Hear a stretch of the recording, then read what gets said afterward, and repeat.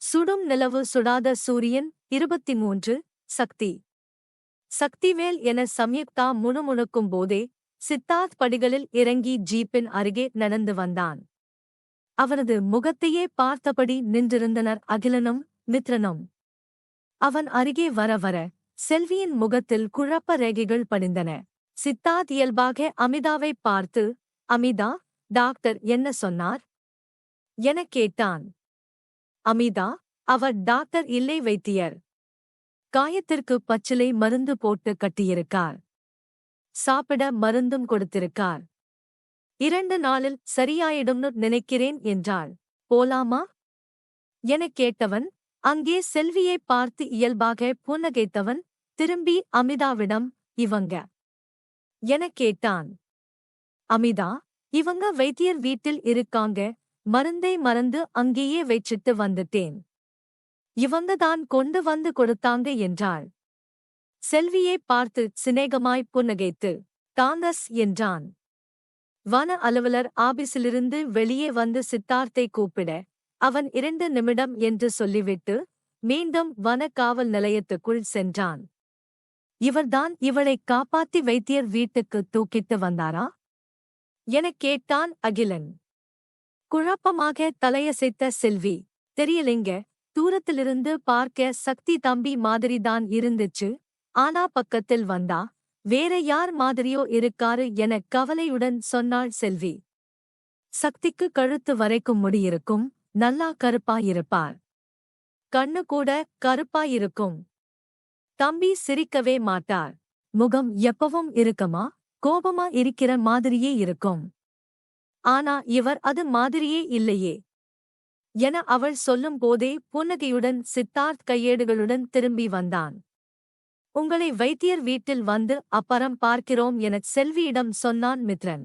சரி என்று தலையசைத்துவிட்டு செல்வி திரும்பி சித்தார்த்தை பார்த்தபடியே நடந்தாள். சாரி, என்னால லேட் ஆயிடுச்சு, இந்தியாவில் இங்கே மட்டும்தான் குறைக்கிற மான் இருக்கு என்று கேள்விப்பட்டேன். அதைப் பற்றி விவரங்கள் கொடுக்கத்தான் கூப்பிட்டார் என சொன்னான். சரி என்று தலையசைத்து மித்ரனும் அகிலனும் ஜீப்பில் ஏறி அமர, வனகாவலருடன் சித்தார்த் ஏறியதும் ஜீப் கிளம்பியது.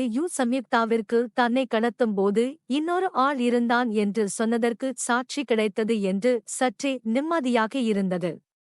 மனநல மருத்துவரும் அகிலனும் அப்படியொரு ஆளே இல்லை என்று சொல்லிக் கொண்டிருந்தனர்.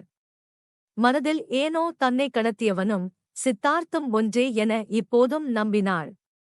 சக்திவேல் என்று வேறு பெயரை செல்வி சொன்னாலும் அவன் வேறு ஒருவன் என நினைக்க முடியாமல் ஏதோ தடுத்தது. குழப்பத்தில் தலை வலிப்பதைப் போல இருந்தது. வீடு வந்து சேர்ந்ததும் யோசித்தபடியே இருந்தவள் என்ன சாப்பிட்டோம் என்று தெரியாமல் சாப்பிட்டாள். அமிதா கால் வலிப்பதால் தூங்க சென்று விட்டாள். சம்யுக்தா தங்கள் அறைக்கு சென்று என்ன செய்வதென்று தெரியாமல் சேரில் அமர்ந்தாள். முழங்கால்களை கட்டிக்கொண்டு அதன் மேல் தலையை வைத்து யோசித்தபடி அமர்ந்திருந்தாள். வினோதினியும் வசந்தனும் இன்னும் உறவினர் வீட்டிலிருந்து திரும்பி வரவில்லை. எதை யோசித்தாலும் அது சித்தார்த்திடமே வந்து நின்றது.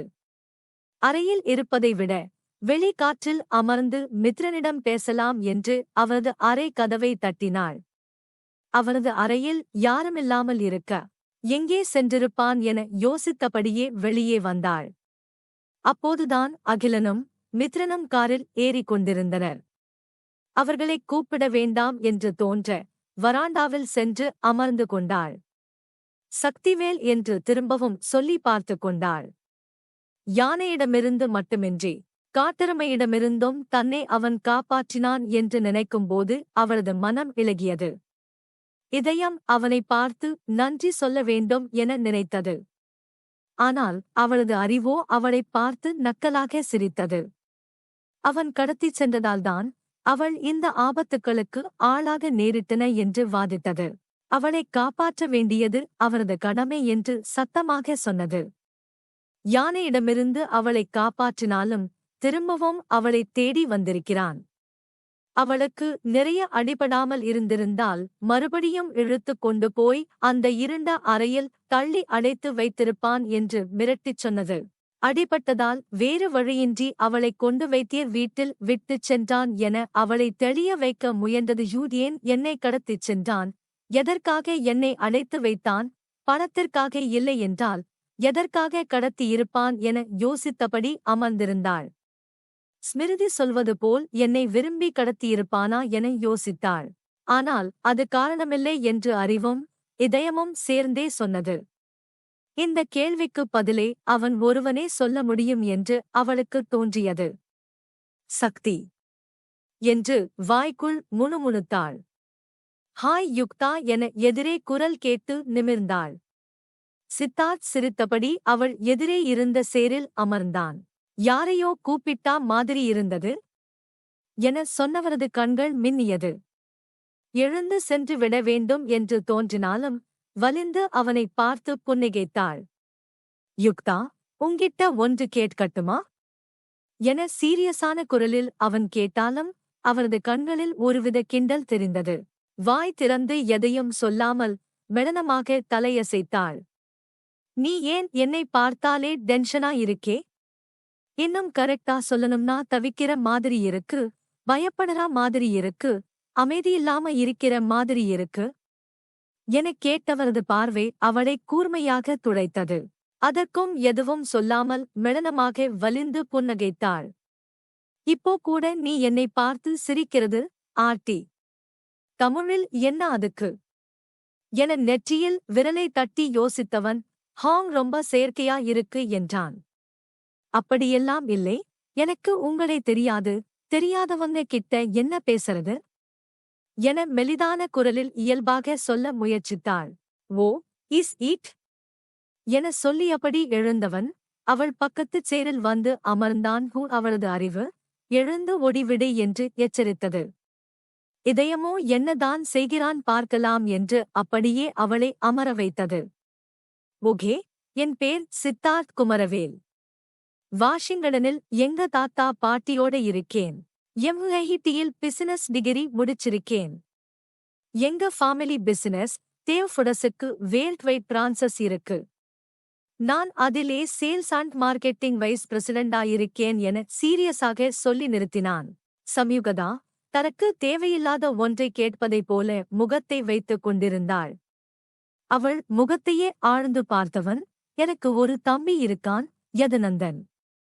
எங்க மாமாவோட பையன். நானும் அவனும் ரொம்ப குளோஸ் ஃப்ரெண்ட்ஸ் எனச் சொன்னான். இதை எதற்கு என்னிடம் சொல்கிறாய் என்பதைப் போல் அலட்சியமாக முகத்தை வைத்துக் கொண்டாள். அதை உணர்ந்தவன் போல், என்னைப் பத்தி எதுவும் தெரியாது என்று சொன்னே இல்லை, அதுதான் சொன்னேன் எனச் சொன்னவரது குரலில் நக்கல் தெரிந்தது. நீ என்னைப் பத்தி தெரிஞ்சுக்க வேண்டிய ஒரு முக்கியமான விஷயம் இருக்கு எனச் சொன்னவனை யோசனையுடன் பார்த்தாள். எனக்கு இது வரைக்கும் ஒரே ஒரு கேர்ள் ஃப்ரெண்ட் தான், கார்லா ஸ்டீபன். காலேஜில் படிக்கும்போது பார்த்தோம், பிடிச்சிருந்தது. ஆனா 2 வருஷத்தில் பிரேக் அப் ஆயிடுச்சு. அதுக்குப் பிறகு இன்னி வரைக்கும் நான் சிங்கிள் தான் என சொன்னான். அவன் சொன்னதைக் கேட்டதும் கிண்டலாக அவளின் உதடுகள் வளைந்தன. சிங்கிளா இருந்ததுக்கு காரணம் இருக்கு. அங்கே இருந்த அழகான பொண்ணுங்க நிறைய பேர் எனக்கு ப்ரப்போஸ் பண்ணாங்க என சொல்லும்போதே அவரது பார்வை அவளை தலையிலிருந்து கால் வரை மெதுவே வருடி சென்றது. பூரணி பாட்டி, நான் ஒரு தமிழ் பெண்ணை தான் கல்யாணம் செஞ்சிக்கணும் என்று சொல்லிட்டாங்க. நானும் எனக்கு பிடிச்ச தமிழ் பெண்ணை அப்போதிலிருந்து தேடிட்டிருந்தேன் எனச் சொல்லி முடிக்கும்போது அவரது முகம் மலர்ந்திருந்தது. ஏன் இப்போ தேடுறதை நிறுத்திட்டீங்களா என தன்னையும் அறியாமல் கேட்டுவிட்டாள். ஆமாம், நான் மனசில் நினைச்சிட்டிருந்த பொண்ணை பார்த்தவுடன் என் தேடல் நின்னுடுச்சு எனச் சொன்னவரது கண்கள் அவளை கூர்மையாக பார்த்தன. அவரது பார்வை அவளை ஏதோ செய்ய தன்னை அறியாமல் தலையே குனிந்து கொண்டாள். தன்னை சமன்படுத்தியவள் அவனை நிமிர்ந்து பார்த்தாள். யுக்தா, உன்னைப் பத்தி எனக்கும் நிறைய தெரியாது, உன்னைப் பத்தி சொல்லு என ஆர்வமுடன் கேட்டான். என்ன சொல்வதென்று யோசித்தவள், ஜர்னலிசம் படிச்சிருக்கேன், சென்னையில் ஒரு பத்திரிகையில் வேலை செய்யறேன். மித்ரன் அண்ணாவை உங்களுக்கு தெரியும் எனச் சொல்லி நிறுத்தினாள். இன்னும் சொல்லப் போகிறாள் என அவன் ஆர்வமுடன் அவளையே பார்த்து கொண்டிருக்க, அவ்வளவுதான் எனத் தோள்களை குலுக்கினாள். ஹை, அது எனக்கு ஏற்கனவே தெரியும். எனக்கு இன்னும் உன்னை பத்தி தெரியணும். உனக்கு என்ன ஹாபீஸ்? என்ன கலர் பிடிக்கும்? லைஃபில் உன் ஆம்பிஷன் என்ன? என்ன மியூசிக் பிடிக்கும்? Classical, western, Hindustani? எனத் தன் இரு கைகளையும் கன்னத்தில் வைத்துக் கொண்டு கேட்டான். நீங்க எதுக்கு அதை தெரிஞ்சக்கணும்? எனக் கேட்டவளது குரலில் சற்றே எரிச்சல் இருந்தது. உன்னை பத்தி முழுசாக தெரிஞ்சக்கலாம் என்றுதான் கேட்டேன் எனச் சொன்னவரது புருவம் இருமுறை அழகாய் மேலே ஏறி கீழே இறங்கியது. உங்களுக்கு எதுக்கு அதெல்லாம் தெரியணும்? என்னை கட்டிக்க போற சசிக்குத் தெரிஞ்சா போதும் என் உணர்ச்சியற்ற குரலில் சொல்லிவிட்டு அவனை கூர்ந்து பார்த்தாள். ஓ, யா. மறந்துட்டேன் என தன் கன்னத்தில் இருந்து கையை எடுத்து தலையின் பின்புறம் கோர்த்து கொண்டு சாய்ந்து கால் மேல் கால் போட்டு அமர்ந்தான். Arrayed marriage, right? என ஆழ்ந்த குரலில் கேட்டவரது கண்கள் உணர்ச்சிகளற்று இருந்தன. இல்லை, லவ் மேரேஜ் என வேண்டுமென்றே உணர்ச்சிகள் பொங்க சொன்னவள் அவனை பார்த்து வலிந்து புன்னகைத்தாள். வேண்டுமென்றே அவளைப் போலவே தானும் வலிந்து புன்னகைத்தவன், ஒன் சைடட் லவ். சசி ஒரு தலையா உன்னை காதலிச்சானா? எனக் கேட்டவரது குரல் மிகவும் சீரியஸாக இருந்தது. அவரது கண்களும் உறைந்து உணர்வுகளற்று இருந்தனையூ அவனை வெறுப்பேற்ற நினைத்தவள் தன் கண்களை கனவில் மிதக்க விட்டு அவனை பார்த்து இதழ் மலர புன்னகைத்து, இல்லையே, ஐ லவ் ஹிம் டூ என காதலுடன் சொன்னாள். இந்த ரோட் ஆக்சிடென்ட் மட்டும் நடக்காமல் இருந்திருந்தால் நான் மிஸ்ஸஸ் சம்யுக்தா சசிதரனாகி 1 மாசம் முடிஞ்சிருக்கும் என கண்கள் மின்ன சொன்னாள். ஓ, இஸ் இட்? என சொன்னவரது ஆழ்ந்த நீல கண்களில் நொடிக்கும் குறைவாக வலி வந்து போனது. அதை வெளியே தெரியாமல் திறமையாக மறைத்தவன், தட்ஸ் கிரேட் என்றான். யுக்தா, நான் கேட்கிறதுக்கு ஹானஸ்டா பதில் சொல்லு. இந்த விபத்துக்குப் பிறகு do you still love him? எனக் கேட்டான். சம்யுக்தா அந்த கேள்விக்கான விடையைத்தான் தனக்குள்ளே சில நாட்களாக தேடிக் கொண்டிருந்தாள். சசியை ஒரு நல்ல நண்பனாக பல வருடங்களாக தெரியும். அவன் காதலை சொன்னபோது உடனடியாக அவள் ஒத்துக்கொள்ளவில்லை. அன்பிற்கும் காதலுக்கும் வித்தியாசம் தெரியாமல் தவித்தாள். சசிதரன் அவளை விடாமல் சுற்றி வந்து தன் காதலை சொன்னதால் மறுக்க தெரியாமல் ஒத்துக்கொண்டாள். வீட்டில் தன் காதலை சொன்ன போதும் யாரும் பெரியதாக எதிர்ப்பு தெரிவிக்கவில்லை. ஆனால் இந்த கடத்தலுக்குப் பின்பு சொல்லத் தெரியாத ஏதோ ஒரு நூலிழை அவர்கள் உறவில் அருந்துவிட்டிருந்தது. கோவிலில் சசிதரனுடன் திருமணம் என்று பெரியவர்கள் முடிவு செய்தபோது மனம் அதனை ஏனோ ஏற்க முடியாமல் தவித்தது. மனதில் தோன்றிய குழப்பம் முகத்திலும் தெரிய, எதிரே அவளது பதிலுக்காக காத்திருந்த சித்தார்த்தை யோசனையுடன் பார்த்தாள். அவனுக்கு என்ன பதில் சொல்வது என்று தெரியாமல் நான் வந்து என நிறுத்தினாள். Yukta, thanks, I got the answer என சொன்னவனது முகம் வெள்ளை தாமரையாக மலர்ந்திருந்தது.